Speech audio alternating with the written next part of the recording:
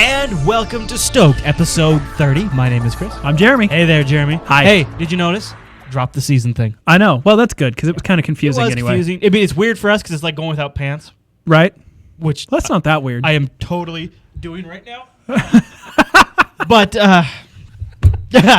for you won't notice at all.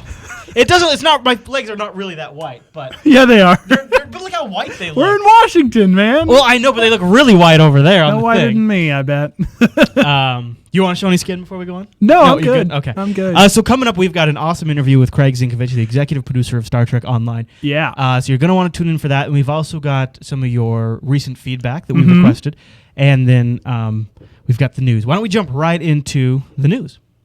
All right. So let's talk about the things that kind of grabbed our attention this week. One of them would be, of course, I think probably one of the bigger things is the Khitomer Accord was announced. That's right. Tell me about the Khitomer Accord, dude. This is a new special task force, and this is the third in the series that included the Infected and the Cure. So I got to be like Rear Admiral. You're Rear Admiral 5, and you have to have completed successfully both of those previous two task forces. Gotcha. So it's in a series. Khitomer. Now, when you say Khitomer Accord, of course, you think Klingons. Right, but this is not about the actual Khitomer Accord. This is about the USS Khitomer. From the tutorial. That's right. Which you beamed over to when you flushed those Klingon or those Borg out into space. So we already know there's time travel involved, and that's usually cool. Oh, we do already know that? Yeah. Oh, okay. That's why they called it that. Now, there's a couple of things that you mentioned earlier before the show that might be considered spoilers. Yeah, I don't think I want to give the big spoiler that I told you. How do you... It's cool, though. It is cool.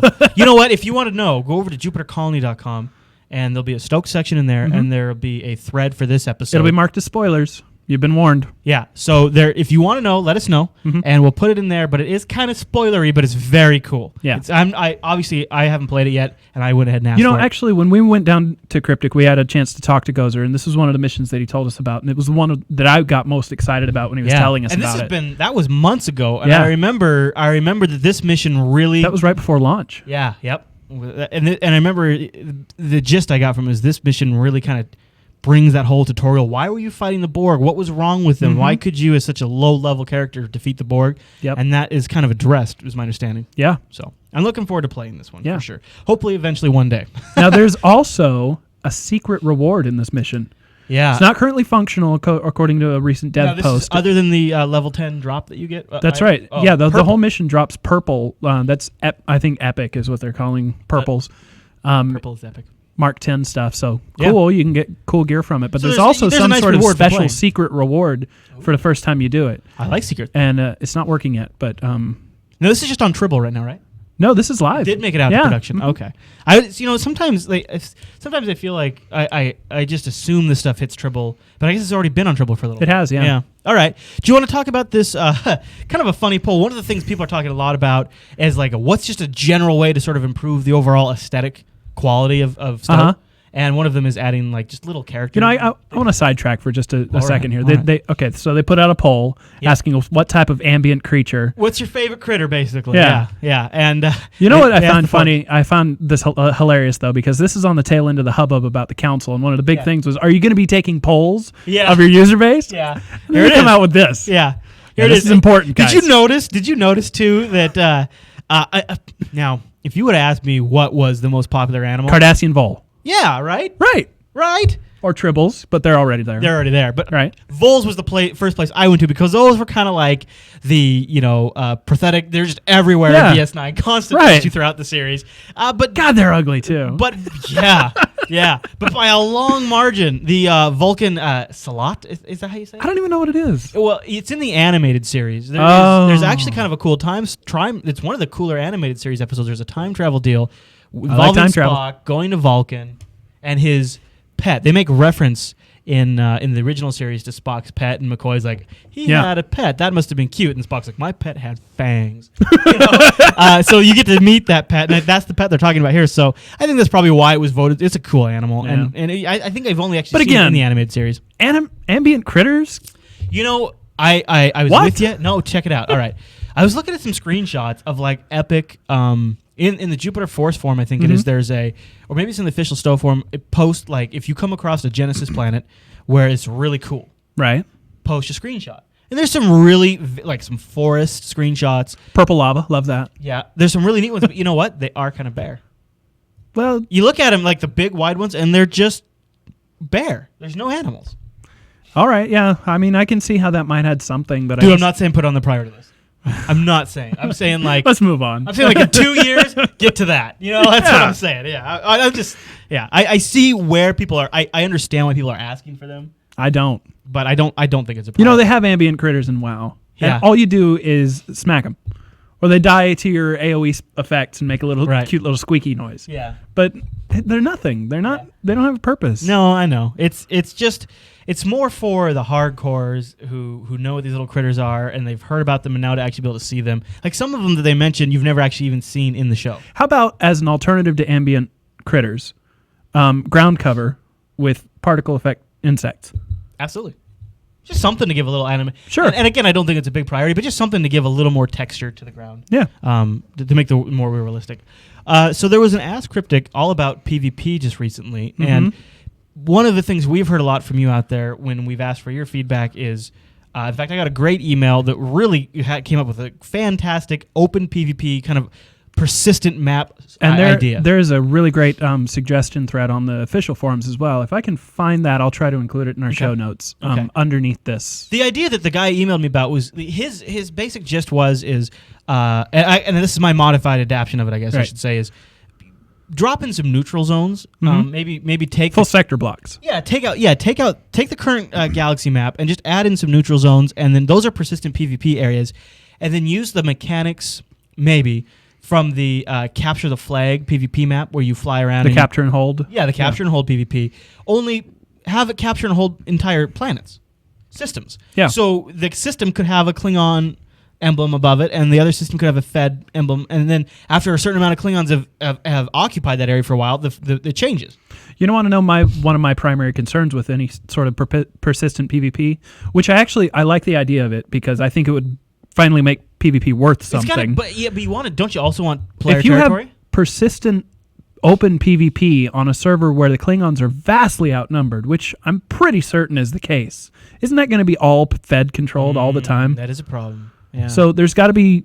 You got to think about balance issues, and it's a really big topic. What if there's been there's been discussion enabling Federation versus Federation in PvP. What if you could have like Federation defectors that join the Klingon side? And you could even make it storyline. Like, if you look at the Path of 2409, there's the whole Klingon thing where the Klingons are warning about the Undine. These guys are bad. What if you took, like, a sect of disgruntled Starfleet captains? Like the new Maquis sort of thing? A new Maquis of, like, Starfleet captains said, you know what, the Klingons were right about the Undine. We're going to join them and defeat them. So you could go, and so maybe that would help booster that. I don't know. I'll say this, the Klingons can do a lot with the limited resources they have. When I go into a PvP map, and it's generally almost always more feds. Instance is typically supposed to be either 5 versus 5. Balanced out. Yeah, but still, when you're dealing with numbers of only 5s and 10s at a time, it's easier to balance them out. Yeah, that's a good point. Even if you end up as the more populous, usually feds have to sit in the queue longer. Yep. But that just means that's how they're balancing the equation. But if you have large areas of, let's say, 50 versus 50, epic. Well, would love to participate, but here's the thing: the chances are you're not going to get 50 on the Klingon side. You're not going to get 50 on the Klingon side because there's no point really to do the Klingon. There's not as much incentive. Just implementing the concept. If you could go defend territories of Klingon, wouldn't you be more likely to play your Klingon character? Yeah, well, that's one more option for their limited level of content. I think a lot of people would. Yeah, I would. That's true. So maybe that would help. Yeah, I think that maybe. Who knows? And then you do Fed versus Fed to maybe help too. I don't know. We're way off topic. Anyway, there was a Q&A, and honestly, we can probably sum it up by everybody was basically asking, "Have you thought about this?" And their answer was, "Yes, we've thought about that." That was really it. That's true. A lot of the one that was important to me is why can't you see all friendly ships on the minimap during a PvP battle? Yeah. These ships should be sharing some kind of situational awareness data between each other, and the answer was. That's a feature they want to add. Ideally, you'll be able to see a distinction between. But that's what I'm saying. That's almost the same answer that they gave to just about every. That's a feature we'd like to look at, or that's a feature that we plan to add. That was one I've been specifically meaning to ask. So I was curious. I was interested. We'll link to that. I agree, in the show but notes. when there's so many things that could be improved about PvP, it's hard to just. Yeah. It gets a little boring to hear them over and over and over and again, just saying, "Yeah, we've thought about that." Yep. Wait and see. Also, a couple of extra interviews with Craig that we'll have in the show notes. Nothing too major Video Gamer. The one from Video Gamer was the better of the two, to be honest. I think so. And it had a few good... some info about the UI changes that might be coming? Not really info like about tips, it. Right? Yeah, but they intend to improve the tooltips and the skill system. And so, he talks about that at least, which means... Oh, I hope we see that soon. Yeah, because sometimes the tooltip almost says exactly what what you're holding over already says, so it's almost zero help. Right. Yeah. Or, they use, their tooltips seem to be honestly made by programmers. They say things like apply aura with a weird name, and it doesn't actually say what that aura does. And so it would be really nice to actually just have plain English. This is what this power does. These are the numbers. Here's the math. It seems like probably one of those things where you have something filled in just to get the game ship. And now you go back and sort of... Well, it just looks like the people that made the current existing tooltips just took the mechanics I think that's and put it in a tooltip. That's they're saying, well, this is what it does. Let's go. Move next. I got to do 70 of these today. And then it's like, well, wait a minute. Now can you tell me what they mean? So if they go back and do a pass over all those and make those... And he mentioned that they want to improve the tooltip, so that's good. This is... the Prime Directive gameplay, right. I was just going to bring that up. It's basically a new whole set of non-combat, God help us, non-combat content. Mm-hmm. I think you and I are both sort of falling down on the side of we prefer not to play the non-combat stuff. I would prefer not to play what they currently have in the game. But I'm holding out hope that what this would be a non-combat that you would like? Have you thought? Maybe that's something people can let us know. That's a good point. Yeah, we're going to be sharing some of your feedback now. So if you have some good ideas on that, email us STOked@JupiterBroadcasting.com and let us know. But the new, what we'd like to see in non-combat. New Prime Directive gameplay is basically three types. There's anthropology, no idea what that means. First contact, which we've had a little bit of info about, and diplomacy. I can see diplomacy kind of basically being like dialogue trees, maybe. Yeah, like you have to make the right choice like to get early the better on reward. mission where you kind of have the quiz about the miners who are disgruntled. Right. Yeah, I can see that. Yeah. That kind of thing. And with good writing, those could be really entertaining. I don't know what has given me this impression, but I feel like the most energy is behind the first contact stuff. Because I've heard, maybe it's been the discussions on the forums and engineering reports or something, but I feel like I've seen the most about first contact stuff. It helps that was actually mentioned earlier in the development cycle as a feature that they were working on. So when you come back to something that's already been mentioned... It's a huge part of Star Trek. Yeah, it really is. I mean, it's kind of in the opening dialogue. To seek out new life and new civilizations. Just a little bit important. Just saying. So I got my fingers crossed. That's we'll see Video Gamer. When we get more info about that. Yeah. Put the links in there. Yep. The other one's from Subspace Radio. Before we move on, do you want to mention too about anything else in the news, or do you want to jump to the feedback? That's fine. We'll go to feedback. All right. No, there's no math this week.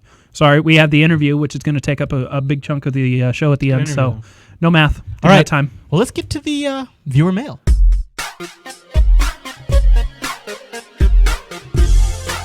All right, welcome to the viewer mail section. Now, this segment we're calling the mail segment is all about you. Because we got math and media and mail. You like the M's? Yeah, going with the M's.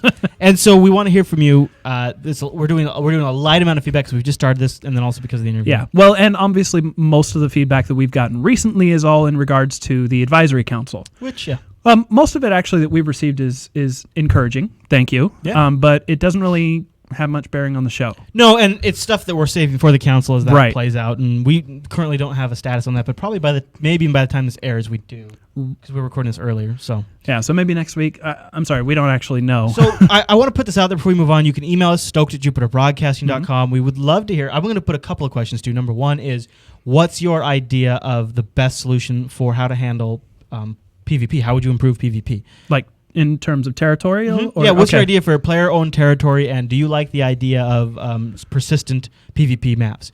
And then the other question we want to ask you, so whichever one you feel like chiming in on, or both, what was the other one we want to ask? I don't remember now. I think it was, was it the... death penalty, yeah. Right. What were your suggestions if for... If you could implement a death penalty into STO as it exists right now, right. How would you do it? Assuming you could code it and you had access to the source code, and you could put your version of it in there, what would it be? Would let you us lose know. We're crew permanently, or energy level permanently, or would your whole ship blow up? Just a massive. Maybe you get debuffed for a while, like you have a 10-minute, or maybe you have to get towed back to Earth. Tell us. Yeah, a big tow truck in space.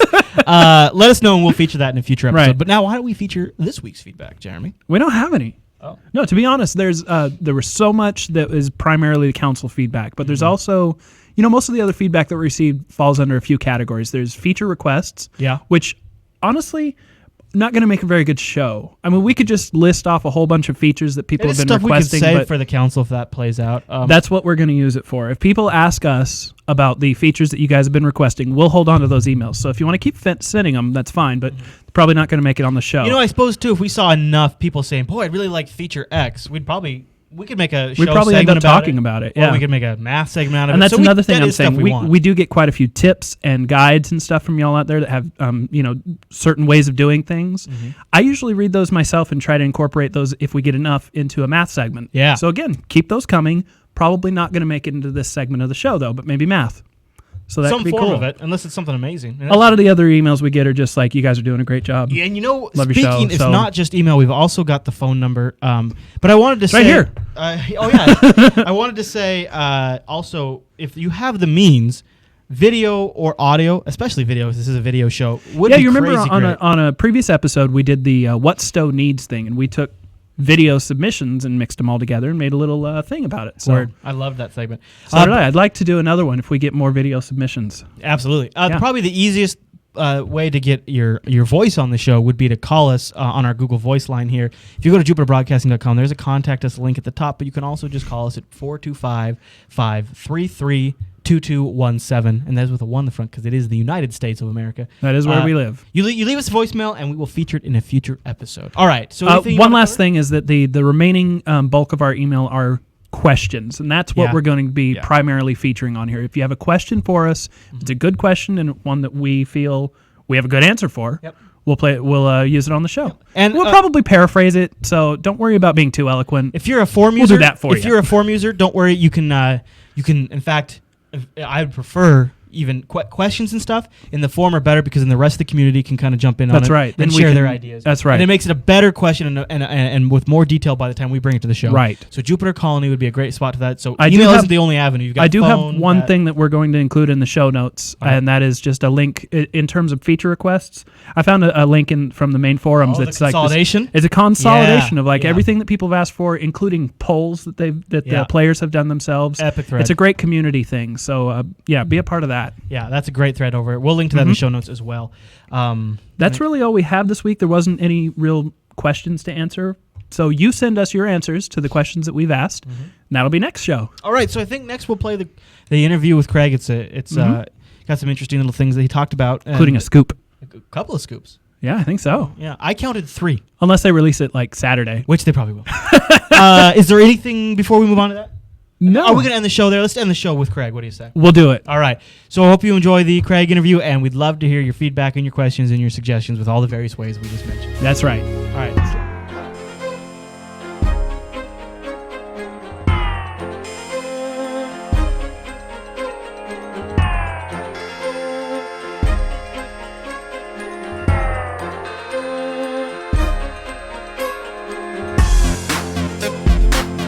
All right, I'm very excited to say on the line we have the executive producer of Star Trek Online, supposedly the man who probably has all the answers but only shares some of them, or maybe all. We'll find out. It's Craig Zinkievich. Welcome to the show, Craig.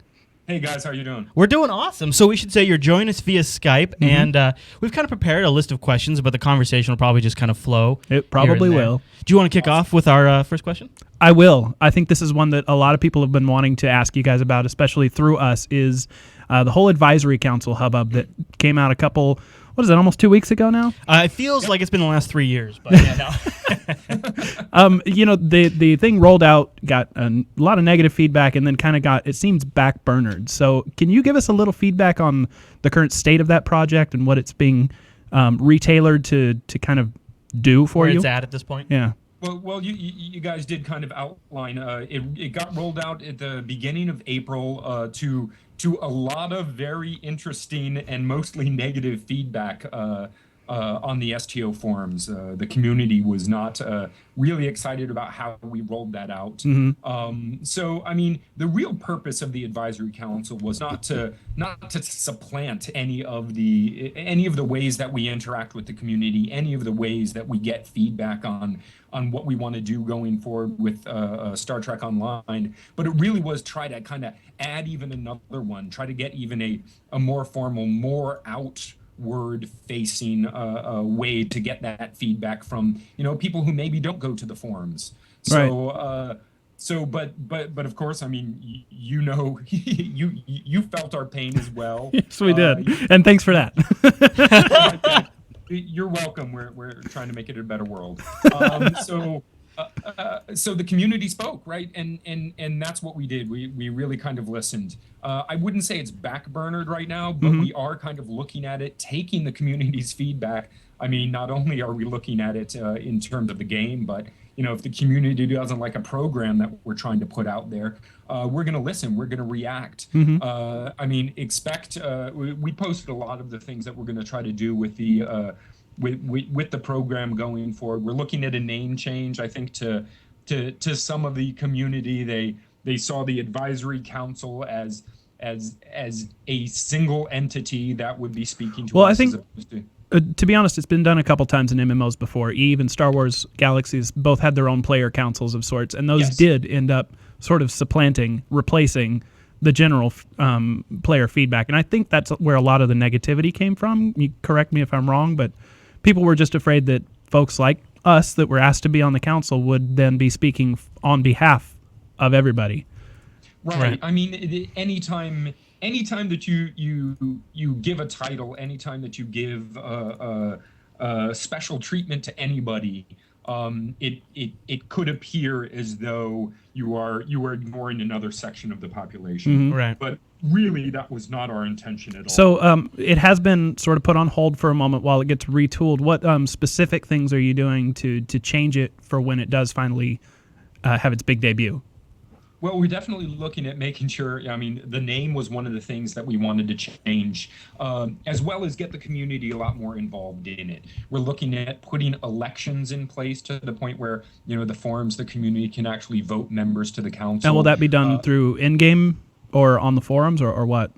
We'd probably end up doing it on the forums initially, but we kind of expect the council to almost rotate over time. We even thought about throwing in, randomly picking people and inviting them to kind of the monthly get together, the monthly talk. Yeah. And then most importantly is make sure that monthly discussion, that monthly, whether or not it's a conference call or whether or not it's a chat through IM or even within the game, is that ends up getting broadcasted, that ends up getting put out to the community so that they can comment as well and they can really kind of see what's going on. Now, the whole idea of a council, I think, has really played into the idea that you mentioned in one of your previous dev blogs, is the idea of total transparency between you, the developers, and the community, the players of your game. I was kind of curious if there was... not many MMO companies out there really practice full transparency. There's a lot of behind the curtain stuff going on. So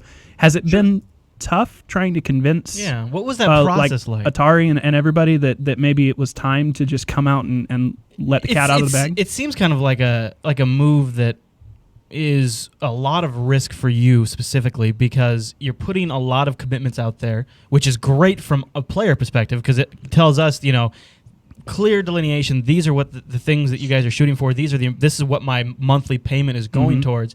Yep. But it just seems to me like I don't think I could ever really visualize Blizzard or Sony Entertainment doing something similar like that, because it's so much to live up to.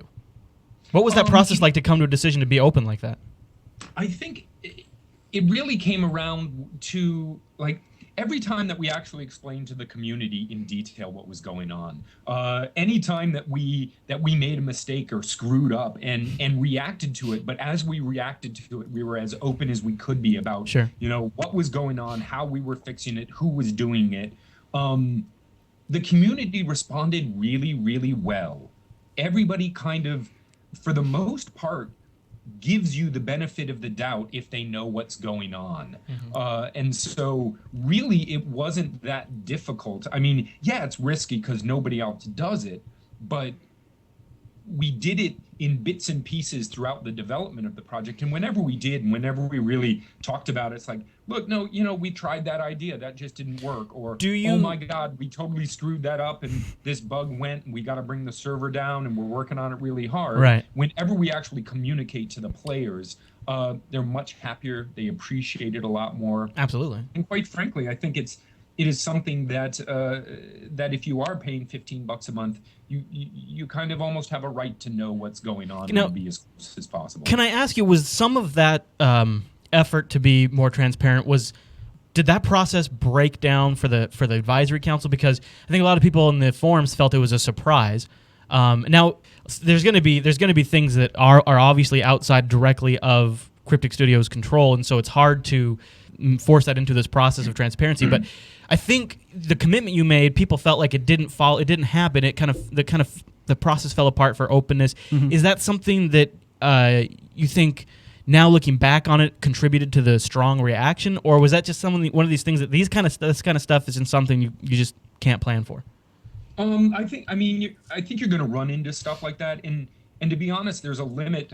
I don't want to say there's a limit to the transparency, but there's a limit to how much you can communicate what is going to happen. And you don't always know when to communicate, I suppose. I mean, you don't know if this is, like, honestly, when we heard about it, we didn't realize our personal thoughts were, well, some people will react like this, but all right, we'll give it a shot and see what happens. It didn't expect the reaction. Honestly, the announcement did take us by surprise. We figured it wouldn't come out until after we had first met and hashed out the details and all that. But I think that was where some of the reaction was from the community standpoint. So I guess what I would say, though, is I guess some people are like, well, this some of the reaction in the forum was, well, this kind of throws out the transparency thing. I think it's still there, but I guess the challenge there is maybe you could, I don't know how much you can talk about, but is there a point where you are just not always going to be able to be as transparent as you like because not every decision is always made at your desk?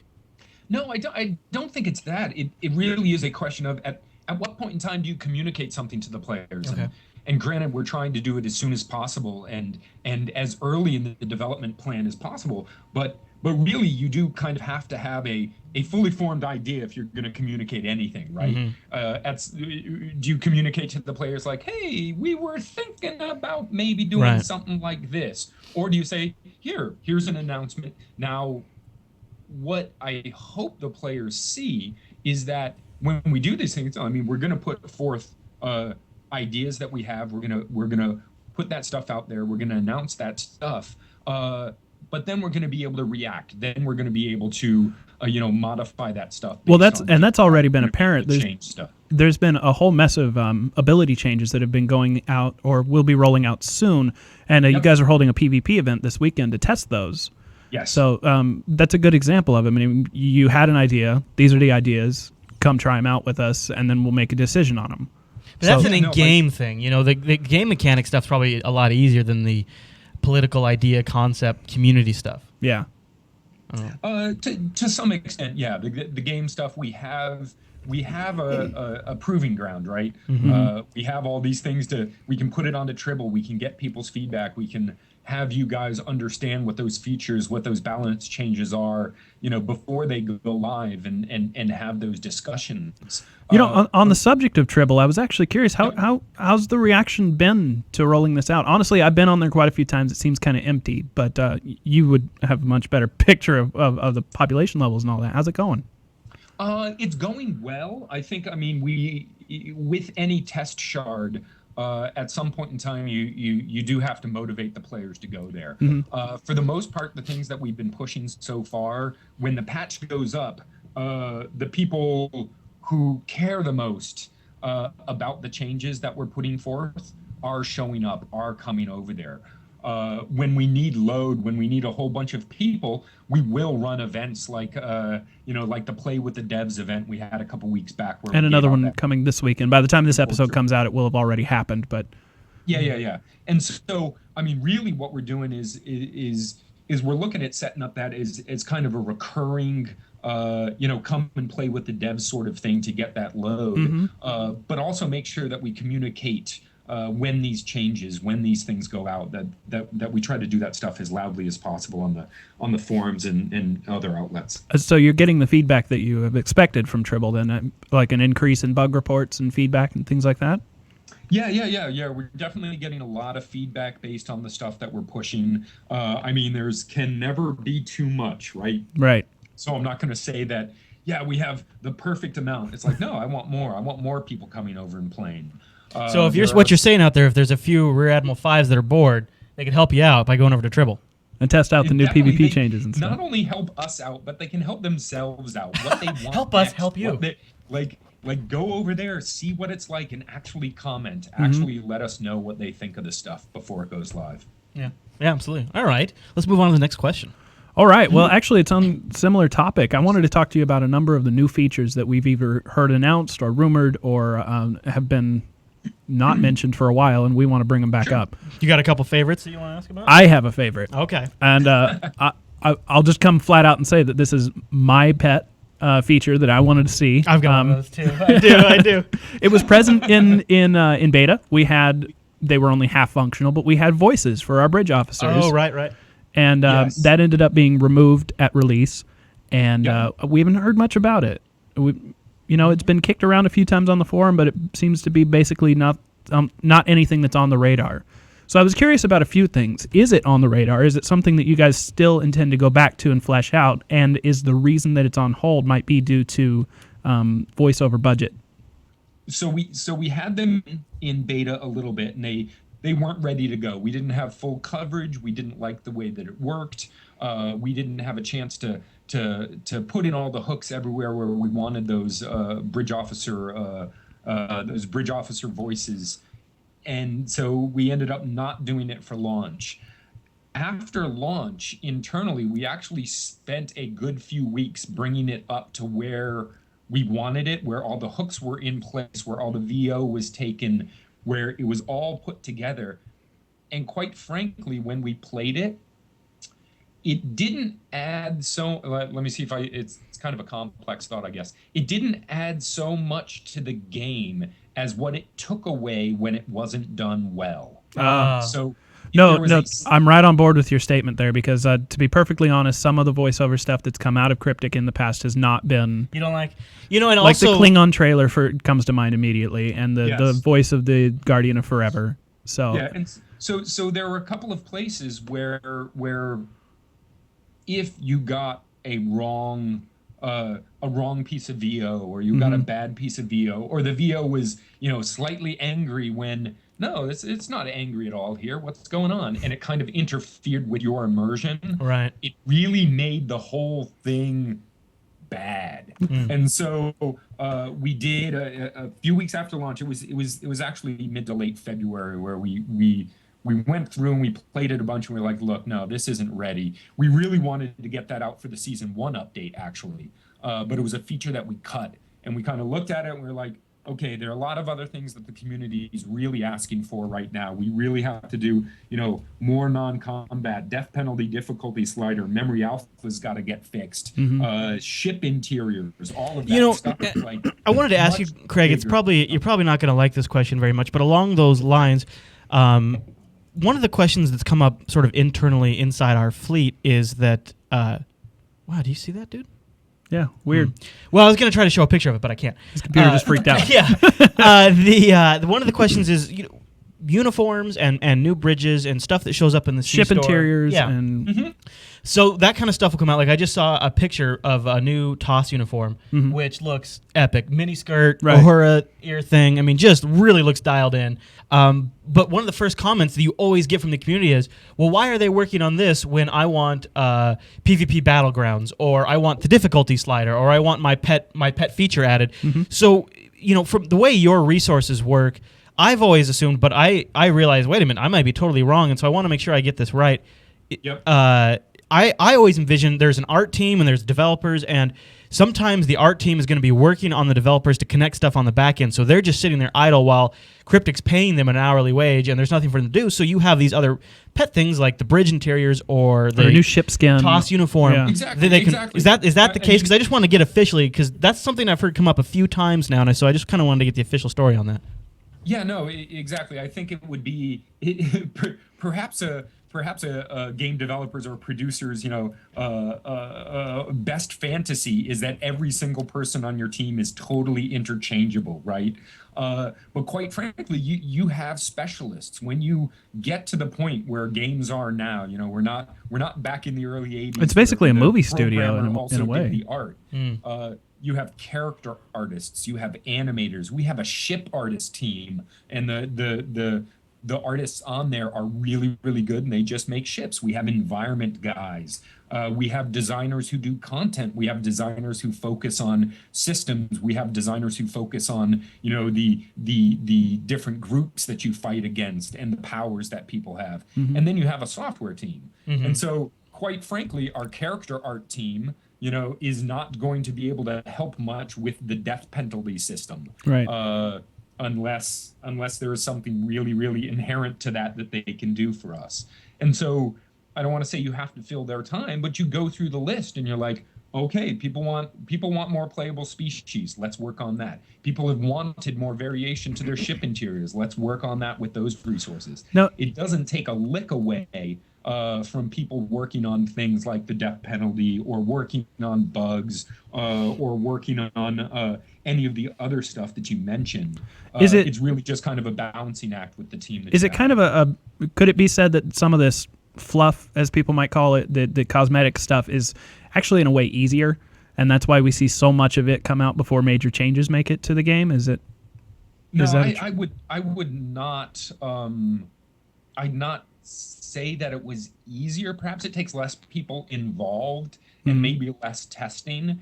You do a new ship costume, and I'm not going to say it's easy because the ship artists do an amazing job, and there's no way that I can say that what they do is an easy thing. But it doesn't take a team of people to put that costume together, right? And there's not like back end engine changes that need to be made before some new functionality can have some sort of corresponding action. Right. You just need the. No, I don't mean to say just, but when it comes to a new character model, it's a matter of designing and not so much a matter of hardcore code changes.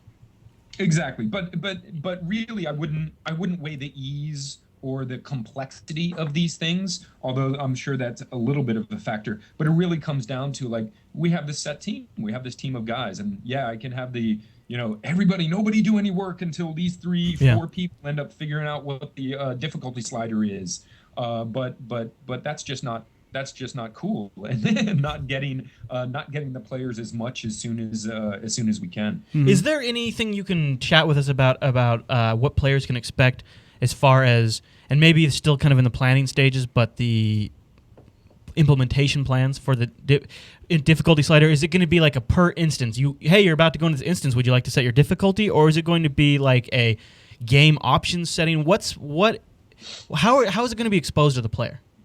It is something that's kind of a player setting. You kind of set the difficulty level that you're playing on. It does only affect the instanced maps, so it's going to affect your exploration maps. It's going to affect your episodes. It's not going to be affecting things like fleet actions or any of the larger instances. How does it interact with teaming? Like, if I have mine set at the utmost most difficult that it can possibly be, and Chris is on wimpy, super setting. Easy. Yeah. Does it average them out, or does it go with the easiest? It goes with the team leaders. Okay. Oh, that makes sense. And so there are pop-ups. There are, UI elements that let you know that the team you're joining is. You've just joined a hella hard team. Yeah, exactly. These guys are hardcore. You just joined the elite team. Oh, I'm sorry, you're already dead. So the current difficulty, is that kind of like the midpoint, or what we have now, is that going to be on the easy side of the scale? We have, oh God, I wish I could have the real names for you, but there's normal, hard, and elite. And what am I at right now? Normal. Okay. We're so normal. It only goes up from here. Yeah. I got to say, honestly, I'm on board with that. Yeah, me too. I really am. And I dig that it's going to be in the Explorer missions because, sometimes I'm cool with doing normal if I just want to relax, but I wouldn't mind. But, to be quite honest, some of those Explore missions are like scan 5 things. If we set it to hard, is it just scan 10 things? Oh, good question. Or is it just, does it spawn more enemies? For the non-combat ones, it really is a difficulty for combat. It's for NPCs. Let's make the scan 5 things twice as long. Cool. Thank you for that. They're beautiful, but I can only scan so many things. All right. Well, what's next on our list? Let's see. And let us know when you have to go, Craig, because we're just kind of going. I've got a bunch more new upcoming features. Got about another 5 or 10 minutes. All right. Okay. Well, then I'll skip right to the end here. Are there any features upcoming either soon or in season 2 that you think haven't been getting much press that you feel very strongly should? Oh, and then I have a follow-up should be let out about that. You guys know about the we call them commodity missions. They're the aid missions. Aid the planet. Exploration missions. Mm-hmm. Do you know? Oh yeah. You know, to collect so many different things. Maybe they need some supplies or something like that. Seismic stabilizers or something like that. Exactly. Or how most people view them as the drop this mission instantly. Right. I wasn't gonna say guilty.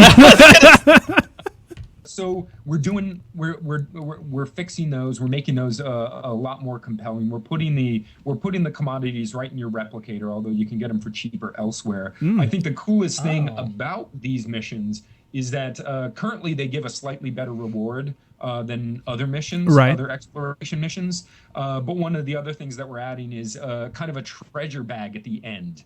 And so you end up getting, you help this alien race out by bringing them, scanners or sensors or medical supplies. And then at the end they say, hey, look, okay, we're going to give you our culture's greatest treasure. And they give you this treasure bag. Now, within that treasure bag, when you open it, is it triple? It could be a really cool item. It could a battery. Be really, an uncommon. It could be a stick. It's gonna be a battery, Craig. I know it's gonna be a battery. It could be a battery. It could be worse. But it could also be like an awesome shield generator, right? Am I following? Exactly. Okay. And so these treasure bags are tradable. You're going to be able to put them on the auction house. Oh. So I think that there's going to be a lot of kind of interesting things there, and so that when somebody runs across a commodity and aid mission now, it should feel a lot more like a jackpot rather than a drop. Wow, cool. So that's a great way to. So sometimes it's the little things. Of course, kind of like a slot machine. Opening up auto fire in space is something that's coming within the April rolling update. Memory alpha changes. Now, is there anything that you can tell us about the new way that memory alpha is going to work, or is it still very much conceptual at this point? We're actually implementing some things internally, but a lot of it is conceptual right now. What we really want to make sure is that it is readily apparent to the player how they are leveling up this. Craig, I would like to refer you to our episode, Triple Grow Like a Pro. We have some thoughts on that in that episode. I know you got limited time, so I wanted to ask you, I have a couple of pet features, but they really all boil down to playing, it is an MMO, and I want to play with a group of people. We have Jupiter Force. Yes. I wanted to ask you specifically what role you see as player fleets filling right now in Star Trek How do Online. they improve your social gameplay? And yeah, exactly. And what are your thoughts on when you see fleets out there? What does Cryptic envision those fleets doing in game? I think that in any MMO, a guild is one of the most important solid long-term social groups that MMO developers and MMO games really just rely on to make sure that the game always is around and the game is always have people playing in it. And so going forward, there are a lot of things that we want to do within the short term to make sure that the guilds get what they deserve. I saw a prototype of guild calendars just the other day that's looking really, really cool. We had kind of heard about that. I was hoping that you'd mention it. Yeah, has that been talked about much publicly? No, I don't think so. It's something that we're hoping to get out in the May time frame. Conceptually, it's a way for fleets to organize inside Star Trek Online. Exactly. With invitations sent to players and things like that? Yeah, stuff like that. Very great.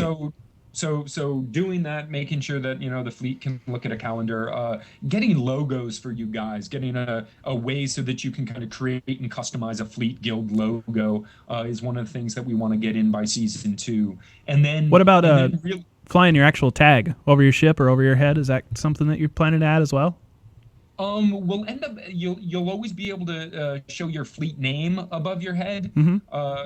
Get that in, but really on your ship, really the emblem on your avatar is the thing that we're looking at getting in. All right. The artists came up with a really good, really cool way of multiple layers, multiple icons that you can kind of put together and color them and come up with a huge number of things. Any talks about expanding the group size, for fleets, so that way they can have some larger group fleet 10, actions? 20 people in a single group. I doubt we're going to be expanding the group size, but what we do want to put in, and this will be kind of post season 2, hopefully shortly thereafterwards, is the ability for guilds to kind of go into a fleet action together in order to get into a queue as a larger group than 5. Okay. So I doubt we're actually going to have a team where you see 30 people listed down the left-hand side of your screen, but kind of getting you tools where the fleet can go into those fleet actions and kind of run them together. No, I assume that especially as we add the higher end stuff. I assume that will also be implemented on the PvP side as well, so that you can join as larger teams there. That is one of the hopes. Is to make sure that you can end up going in with more than just 4 of your buddies into these PvP matches. And you know what? I have just one more question before I let you take off here. But on the subject of PvP, in our previous interview with you, you'd mentioned that you're looking into territorial PvP combat. Can you give us any updates on how that's coming along, when we might expect updates on solid details on that? We are making sure that we kind of look at PvP. We're going to be adding some more maps, looking at what people are playing over the next couple of months. A kind of global territory control PvP game is something that we definitely want to do. Is on the schedule, but it's going to be kind of fall time frame right now. Oh, okay. Okay. Well, Craig, we'll let you go, and we know you're a busy guy, but we want to say thanks for joining us today. Yeah, absolutely. Oh, guys, thanks so much. This is awesome. All right, Craig. Well, we'll hope to talk to you soon.